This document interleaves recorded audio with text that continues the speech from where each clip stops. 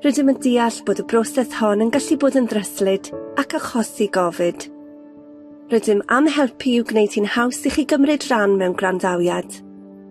Bydd swyddog achos a ddasrwydd i ymarfer yn rheoli eich achos, a gall siarad â chi am eich achos ac ateb eich cwestiynau.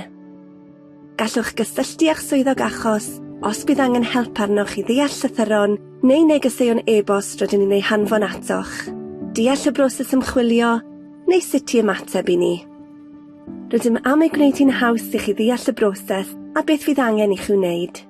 Byddwn yn rhoi diweddariadau reolaidd i chi am ein hymchwiliad. Rydym yn deall y gall hyn beri gofid i chi, a mae'n siŵr eich bod chi'n cael amser anodd. Mae gennym linell gymorth lles gyfrinachol annibynnol sydd ar gael yn rhad ac am ddim a rhoi cymorth i chi tra byddwch chi'n mynd trwy'r broses. Mae hyn yn cynnwys mynediad at gymorth cwnsela, Wellbeing Solutions sy'n ei rhedeg, ac mae'r llinell gymorth ar gael 4 awr ar 20 y dydd, 365 diwrnod y flwyddyn. Gallwch gysylltu â nhw drwy ffonio 08 169 8691, neu gallwch gael cymorth ar-lein ar employeeassistance.org.uk i gael gwybodaeth ddefnyddiol am amrywiaeth o faterion personol, gwaith a theulu.